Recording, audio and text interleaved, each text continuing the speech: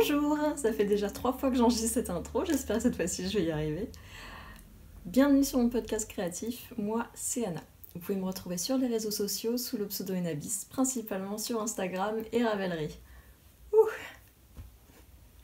Avant de commencer le podcast, j'avais une petite annonce à faire. J'en ai déjà parlé sur Instagram, mais ceux qui ne me suivent pas sur Instagram ne seront peut-être pas au courant. Le 1er mai, il y a un tricoté géant à Saint-Georges-sur-Loire, donc qui se trouve entre Nantes et Angers. Donc ça dure toute la journée, on se retrouve entre tricoteuses pour tricoter ensemble, mais il y aura également des teinturières qui sont invitées. Donc il y aura Pomme de Laine et Célène, et je serai également présente pour présenter mes laines autorayantes. Je précise qu'il n'y aura pas encore de vente puisque je ne suis pas encore autorisée à vendre. Mais ce sera l'occasion de venir échanger sur ce sujet, de venir tripoter un petit peu, voir les bases qui vous plaisent pour pourquoi pas lors de la pré-vente avoir déjà des petites préférences. Mais voilà, donc comme je disais, ça se passe à Saint-Georges-sur-Loire, c'est à la ferme du Petit Féteau. Il me semble que ça commence aux alentours de 10-11 heures, je sais plus trop. De toute façon, pour toutes les informations, il y a un groupe Ravelry qui s'appelle Laine-et-Loire. Ou sinon, vous pouvez, au niveau des comptes Instagram alors attendez, je mettrai le nom des comptes en bas. Vous pouvez leur demander des renseignements et sur leur compte, il y a pas mal d'informations. Il y a un repas qui est réservable, il me semble pour 8 euros. Et il y a des options végétariennes, ou s'il y a des restrictions alimentaires. Et je crois que j'ai tout dit. Il y a une petite participation d'entrée, c'est de venir avec un petit carré de 10 cm sur 10 cm. Il me semble qu'après, elles vont tout joindre pour faire une couverture ou quelque chose comme ça. Donc si vous êtes dans la région, puis c'est le 1er mai, c'est férié. Si vous êtes dans la région, venez faire un petit coucou. Et puis, si vous partez de Nantes, sachez que nous on fait des covoiturages. Il faut soit voir avec directement nous sur Instagram. Je dis nous parce que moi déjà je sais que j'y vais avec Justine et Sofiana de Bière Hélène.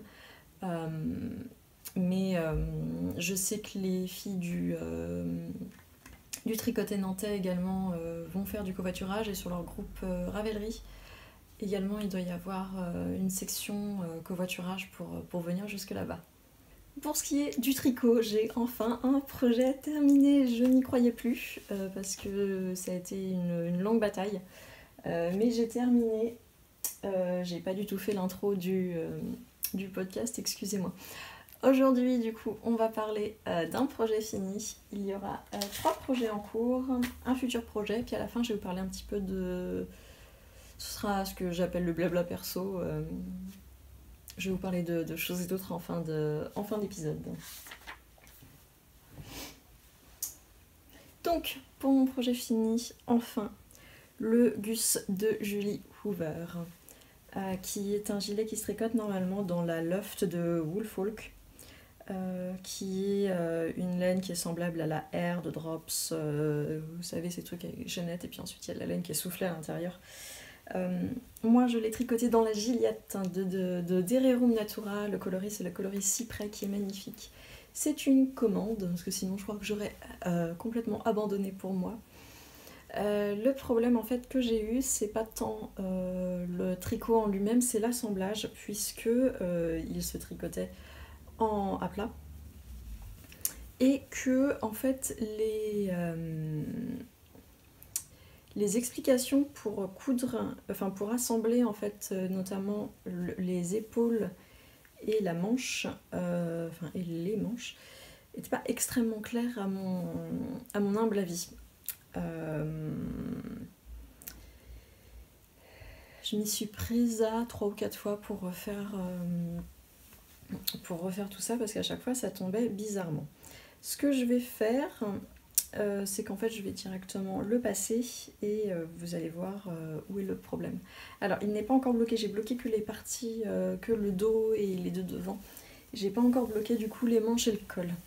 Parce qu'en fait le col se fait après, une fois que vous avez tout joint.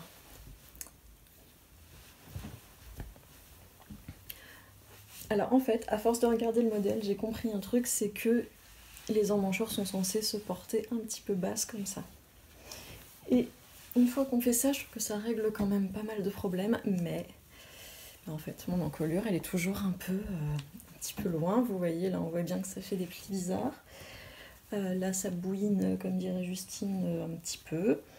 En gros j'en suis pas méga satisfaite. Je pense que malheureusement en fait ça fait partie du patron que en fait voilà, les épaules sont censées être plus basses et peut-être comme la laine, la loft elle est peut-être plus souple, elle a moins tendance à marquer comme peut le faire la Gilliatt. Pour le col, je suis pas méga satisfaite parce que déjà voilà, il fait ce petit truc là qui est très très pas beau. En le bloquant, je vais essayer quand même parce que là vous voyez en fait ma bordure elle rebique, enfin elle roule en dessous. Peut-être que quand on le au moment du blocage, je vais vraiment forcer pour que ça se mette bien à plat. Voilà, j'espère que le blocage va aider, j'espère que le porter aussi va. Voilà, alors moi du coup ça me fait des épaules énormes. Après je suis carrée. Mon ami il est peut-être pas autant, je sais plus trop. Mais donc voilà, je suis pas entièrement satisfaite de ce. Je vais l'enlever parce qu'il fait très chaud. Je suis pas entièrement satisfaite de tout ça. Je trouvais en fait qu'il y avait des détails qui étaient très jolis et malheureusement, je sais pas. En tout cas, je ne peux plus le voir en peinture, j'en ai tellement marre de ce gilet qui m'a causé beaucoup de déboires, surtout à la fin. En même temps, ça m'apprendra à me dire non, mais c'est pas grave, je change complètement l'échantillon, je tricote 3 tailles au-dessus. Voilà, peut-être que il y a une part du patron qui, je pense, en fait. En fait, j'ai regardé tous ceux qui l'ont tricoté dans la laine, dans la loft, et je pense qu'en fait, c'était ça la solution. Malheureusement, la loft, elle est extrêmement chère, et ça rentrait pas dans les critères. Dans les critères de ma copine, que ce soit au niveau du prix et surtout au niveau de la provenance de la laine, etc. J'ai eu des milliards de fils à rentrer, ça m'a pris. J'avais une boule comme ça à la fin parce qu'entre déjà tous les fils de début de pièce, fin de pièce, changement de bobine, les fils d'assemblage, il y a des choses que du coup, par exemple les manches en fait, je les ai assemblées en 2 parties et ensuite j'ai fait le dessus pour essayer de voir comment le tissu voulait se mettre en fait. Non pas que ça ait très bien marché, mais voilà, donc en gros j'avais des milliards de fils. Mais c'est pas grave, tout est rentré, j'ai fixé les poches, je suis contente de mes poches, si il y a un truc que je peux ressortir de ce projet, c'est que je suis contente des poches. Et puis, voilà, on va le bloquer, je vais le filer à ma copine et puis on va voir si ça lui convient, si elle le porte un petit peu un poil tombant, on verra. Concernant mes projets en cours, je suis toujours sur le Sold Out Macrop de Caitlin Hunter, que je tricote dans une large sélection de restes de laine à moi que j'avais teint, ainsi que pour ce coloris bleu-vert, c'est la Tosh Merino Light de Madeleine Tosh, le coloris c'est Cousteau, et le jaune qu'on voit là et qu'on voit là, c'est la base Amelia de Ovelia Negra, le coloris c'est 34. J'avais donc fini le corps, j'ai fait la partie, motif principal des manches et je suis passée aux côtes. Alors déjà il y a quelque chose qu'on va voir tout de suite, c'est qu'en fait j'ai le marron enfin l'espèce de vert olive marron qui est mon coloris principal. C'était une laine que j'avais teinte et j'avais un écheveau entier. Parce qu'il faut savoir que ce modèle là normalement se tricote en DK, moi je le tricote en fingering, donc j'ai un petit peu modifié. Il y a un fil conducteur dans toute cette histoire, c'est qu'à chaque fois que j'essaye de... Non, d'habitude ça se passe bien ceci dit, mais là les deux projets où en fait je tricote pas dans le bon fil, eh bien ça me... Voilà, je paye un petit peu ce choix créatif. Enfin bon, ce que je disais c'est que j'avais donc 100 grammes de ce vert marron. J'ai essayé d'en reteindre. Le problème c'est que en fait j'avais pas la recette de ce coloris là, donc j'ai essayé de bidouiller un petit peu. Je l'ai fait sur une base différente, donc en fait elle est beaucoup moins vive. Après je l'ai des deux côtés en fait, donc de toute façon je me dis qu'il est tellement coloré ce pull que de toute façon ça fera l'affaire. Voilà. J'allais pas m'amuser à reteindre et re-reteindre. Et puis je me dis que déjà avec le jacquard peut-être qu'on le voit un petit peu moins. Je ne sais pas, on verra. Ensuite, parce que normalement il n'y a pas de manche sur ce modèle, normalement en fait on tricote, quand on sépare pour le corps et les manches, on tricote ensuite le corps, et là on fait juste on fait en fait ce que je suis en train de faire là, c'est-à-dire on finit le motif, on fait quelques rangs de côte et bam, ça s'arrête en manche courte. Moi je voulais pas de manche courte. Donc ce que j'ai fait c'est que j'ai fait le même jacquard qu'en fin de corps, donc c'est une alternance de deux, et ensuite j'ai le rang suivant, j'ai diminué une maille sur deux, donc j'ai fait tricoter une maille en droit, tricoter deux mailles ensemble tout du long, j'ai tricoté un rang. Et ensuite sur le troisième rang, du coup, j'ai refait les diminutions au même rythme. Ce qui fait que je me retrouve avec 40 mailles, je voulais vraiment quelque chose d'assez serré. Et puis là, je vais faire des côtes assez longues parce qu'en fait, quand je l'essaye, voilà, je pense que les côtes commencent ici, je voulais des côtes assez longues. Pour ça, il me faut du coup du rab du coloris Cousteau parce que là, il me reste ça en fait, sachant que je n'ai pas commencé l'autre manche. Donc j'ai racheté un petit mini parce qu'ils existent en mini sur l'année tricot. Et en fait je pense que je me suis fait avoir parce que moi les mini que je teins font 20 grammes et je crois qu'en fait ces mini là en font 10. Donc je me demande si j'aurais pas mieux fait en fait d'acheter directement 100 grammes et puis les réutiliser pour autre chose parce qu'au final je trouve que c'est un coloris qui est chouette en jacquard parce qu'il va avec plein de trucs. Donc je sais pas. On verra, je vais essayer de faire déjà avec ce que j'ai là, et puis si moment, tant pis, je rachèterai un écheveau. De toute façon, il faut bien que je finisse ce pull. Je l'ai enfin essayé, vous allez me dire, il était peut-être temps, Anna. Et au niveau du corps, il est très très court. Alors là, il n'a pas été bloqué, donc je sais pas s'il va vraiment s'étendre tant que ça, mais il m'arrive vraiment... il m'arrive limite au nombril. Il est vraiment extrêmement court. Je sais pas si j'assumerais de le porter comme je voulais le porter. C'est-à-dire que je voulais le porter avec un pantalon taille haute pour qu'il arrive en fait juste au niveau de la taille haute. Mais là, il serait peut-être un petit peu au-dessus. On pourrait avoir de la peau et ça me gêne un peu. Je l'ai fait aux longueurs du modèle, mais en fait c'est vrai que quand je le regarde, souvent les personnes qui le portent avec une robe en dessous. Et donc, il n'y a pas de peau. Il n'y a pas de peau qui apparaît. Moi, j'aurais, pour le moment, dans ma garde-robe, j'ai pas forcément quelque chose qui irait comme ça, donc peut-être que je ferai des côtes plus longues, mais dans ces cas-là, je vais encore manquer de Cousteau, donc je verrai.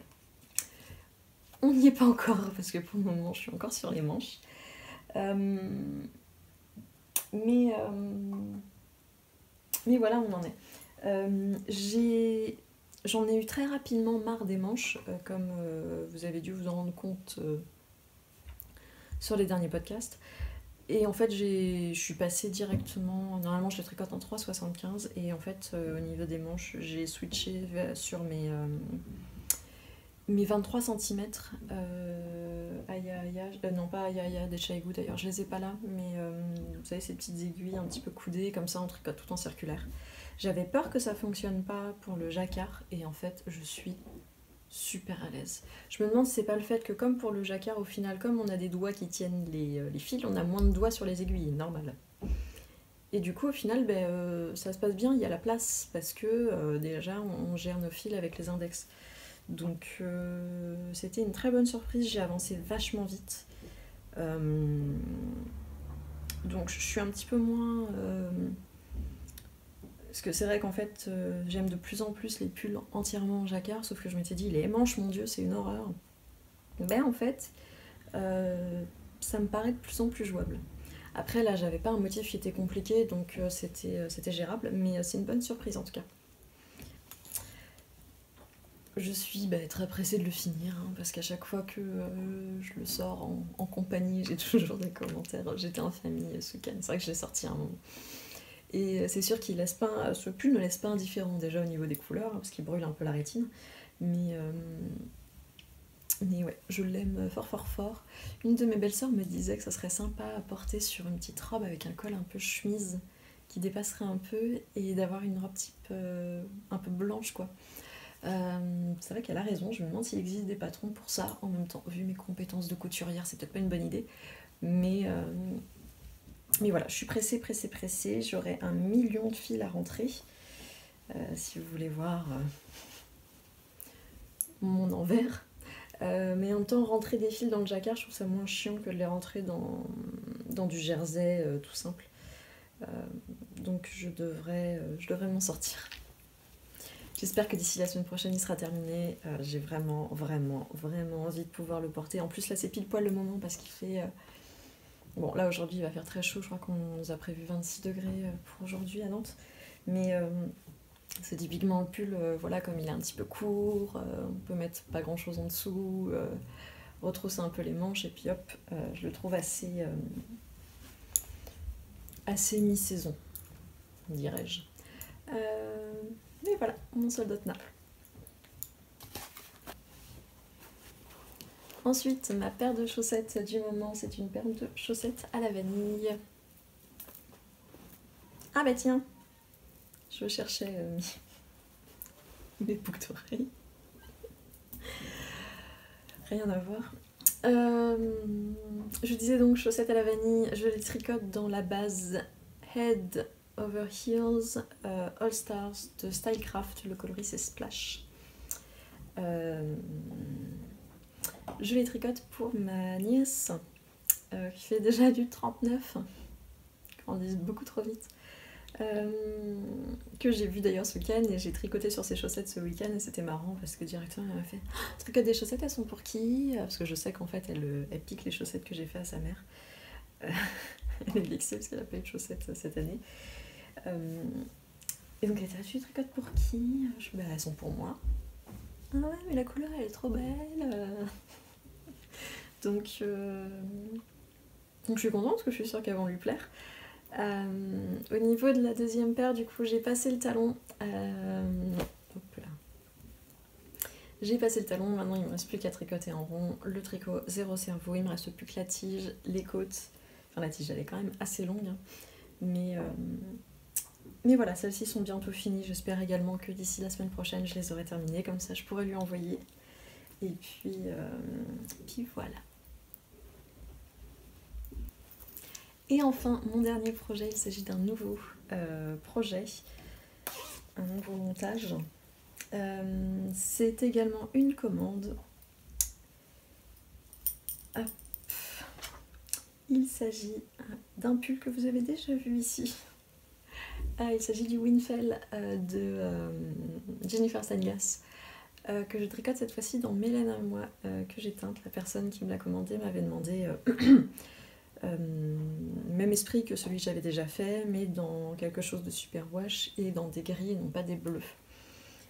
Donc le coloris principal du coup c'est en fait la base non teinte et ensuite on a 2 teintes de gris. Donc j'ai commencé avec celui-ci parce qu'il faut le gris la teinte la plus foncée pour faire le jacquard du bas, puis ça sera au niveau du haut. Donc c'est un pull qu'on tricote par le bas, c'est-à-dire qu'on commence par le bas du corps. J'ai un cheveu dans la bouche, encore. mais on commence par le bas du corps, on le tricote jusqu'à la jointure pour les emmanchures, on tricote les manches de la même façon et ensuite on joint le tout et on finit le yoke. Là je suis perdue dans la mer de Jersey, puisque j'ai fait les côtes en maille torse parce que vraiment je trouve que ça rend beaucoup plus joli. J'ai pas demandé à la personne parce que je trouve que c'est un détail que les gens remarquaient pas mais que moi je remarque. Voilà, je trouve ça plus joli, je trouve que le rendu est plus net. Donc j'ai fait les côtes, j'ai fait la petite bande de jacquard et puis maintenant en fait c'est parti pour tout un corps en jersey en blanc. J'ai commencé les diminutions parce qu'en fait du coup on a un léger cintrage en fait, on a des diminutions puis après on va réaugmenter. Donc j'ai commencé les diminutions, ça va peut-être rythmer un petit peu le tout, mais voilà. Du tricot zéro cerveau, en veux-tu, en voilà, entre les chaussettes et ça, je suis gâtée. En même temps, après on entend les voisins là qui déménagent leurs meubles comme tous les jours en haut. Oui, la vie en communauté, cette petite merveille. Qu'est-ce que je disais en même temps, voilà, après tout le jacquard que je me suis tapé et la prise de tête sur le gus, du zéro cerveau, c'est pas plus mal. Je pense que comme du coup j'ai plusieurs pelotes du blanc évidemment puisque c'est mon coloris principal, je vais peut-être commencer les manches en même temps pour pouvoir varier les plaisirs, faire un petit peu de manches, un petit peu de corps. Sur mes 3,5, les manches se tricotent rapidement au final quand on les fait séparer du corps, je trouve que ça va beaucoup plus vite. Donc j'en ai marre.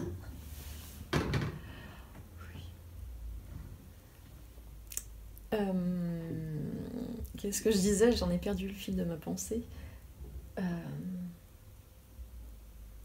Oui, que je ferais peut-être les manches séparément du corps en même temps pour avancer, puis comme ça une fois que tout sera terminé, on fera le yoke, le grand final, et voilà.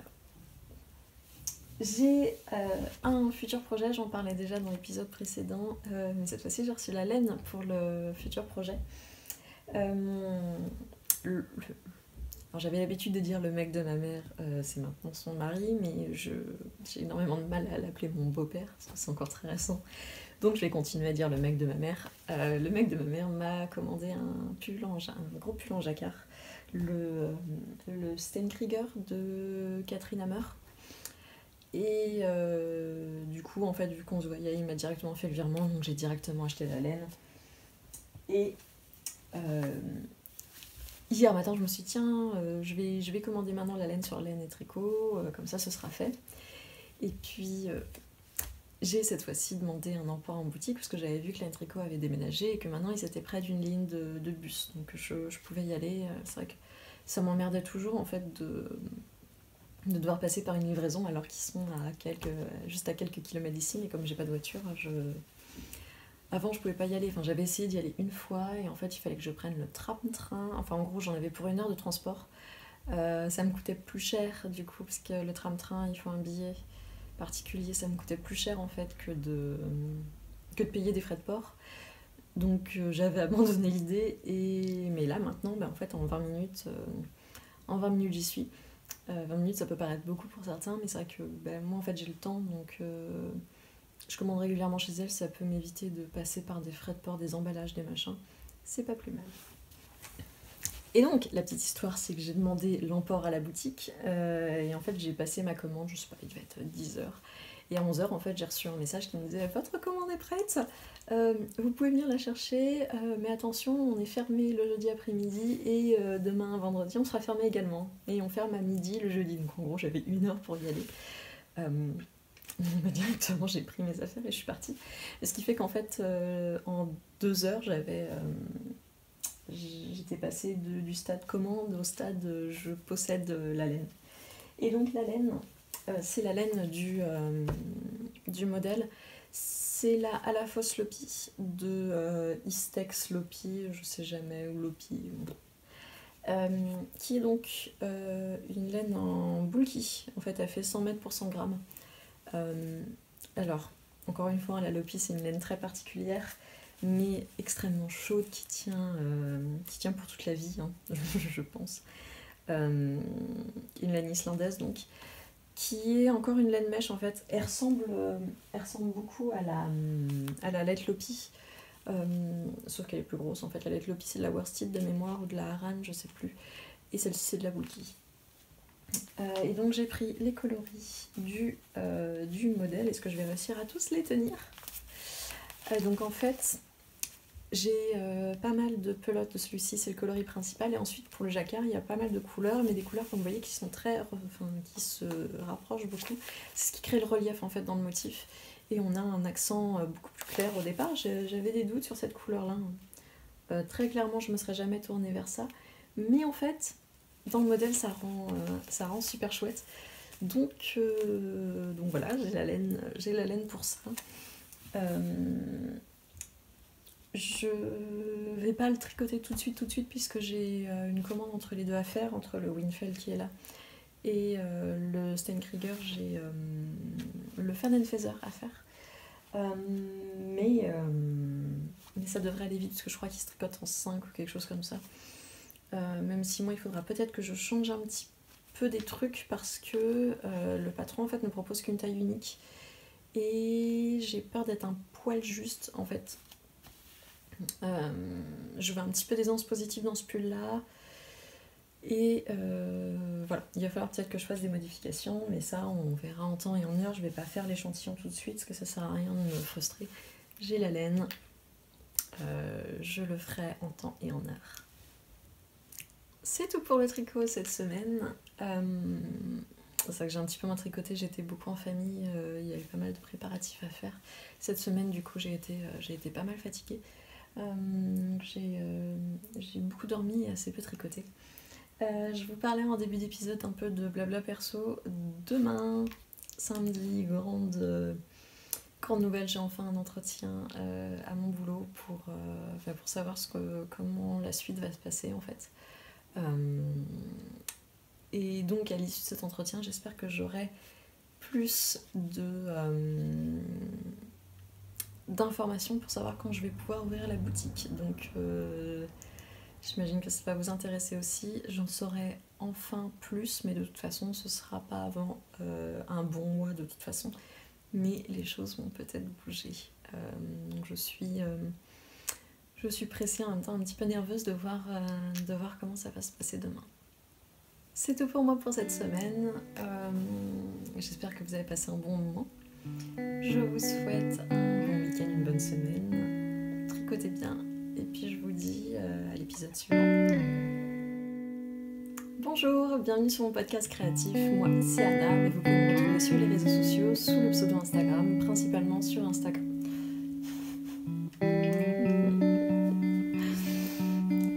Bonjour, bienvenue sur mon podcast créatif. Moi, c'est Anna, mais vous pouvez me retrouver sur les réseaux sociaux sous le pseudo Instagram. Je vais pas y arriver.